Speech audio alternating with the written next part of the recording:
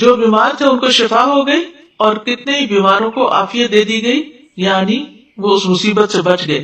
پھر اسی طرح گناہ مٹتے ہیں، وَأَقِمِ الصَّلَاةَ طَرَفَيِ النَّهَارِ وَزُلَفًا مِنَ اللَّيْلِ إِنَّ الْحَسَنَاتِ يُذْهِبْنَ السَّيِّئَاتِ ذَلِكَ ذِكْرَىٰ لِلذَّاكِرِينَ، اور دن کے ان دونوں سروں پر اور کچھ رات گزرنے پر نماز قائم کرو، بلا شبہ نیکیاں برائیوں کو دور کر دیتی ہیں، یہ ایک یاد دہانی ہے یاد کرنے والوں کے لیے۔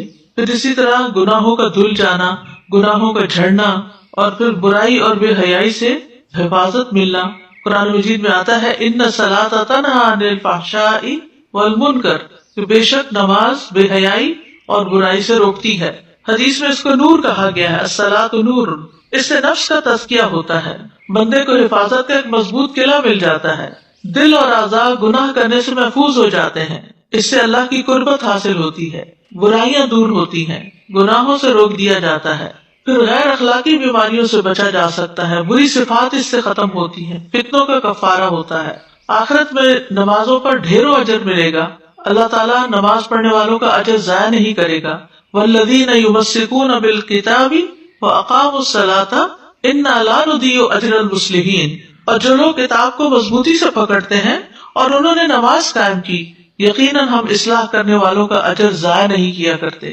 اس سے کیا پتہ چلتا ہے کہ جو کتاب کو تھامے رکھے اور نماز ادا کرے تو دنیا میں بھی فائدہ ہوگا اور ان کا اجر بھی ضائع نہ ہوگا۔ پھر جہنم اور منافقت سے برات ہے، پھر یہ کہ قبر میں حفاظت کے لیے نماز آ جاتی ہے سر کی طرف سے، پھر اسی طرح قیامت کے دن چمکدار نور ملے گا۔ رسول اللہ صلی اللہ علیہ وسلم نے فرمایا جو لوگ اندھیروں میں مسجدوں کی طرف جاتے ہیں اللہ ان کے لیے قیامت کے دن چمکدار نور کے ساتھ روشنی کرے گا۔ پھر فرمایا اندھیرے میں مسجد جانے والوں کو قیامت کے دن مکمل نور کی خوشخبری دے دو، یہ قیامت کے دن آنکھیں ٹھنڈی کرنے کا باعث بھی ہوگا۔ سجدے اور وضو کی وجہ سے اعضاء چمک رہے ہوں گے نمازیوں کے۔ قیامت کے دن برہان اور نجات کا ذریعہ ہے۔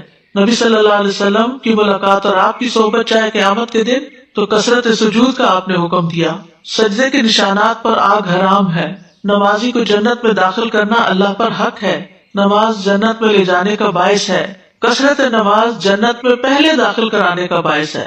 قزاع قبیلے کے 2 آدمی تھے اور ان میں سے ایک اللہ کے راستے میں مارا گیا اور ایک سال کے بعد فوت ہوا۔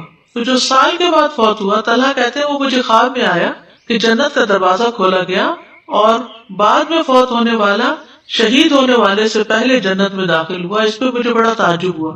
جب صبح ہوئی تو میں نے اس خواب کا ذکر نبی صلی اللہ علیہ وسلم سے کیا۔ آپ نے فرمایا کیا اس نے 1 سال بعد تک رمضان کے روزے نہیں رکھے، اس کے بعد 6000 رکعت اور یہ سنت کی رکعت نہیں پڑھی؟ یعنی جتنی زیادہ نمازیں اس کی ہوئی اتنے ہی اس کے درجے بلند ہوئے، کیونکہ ہر سجدے کے ساتھ ایک درجہ بلند ہوتا ہے۔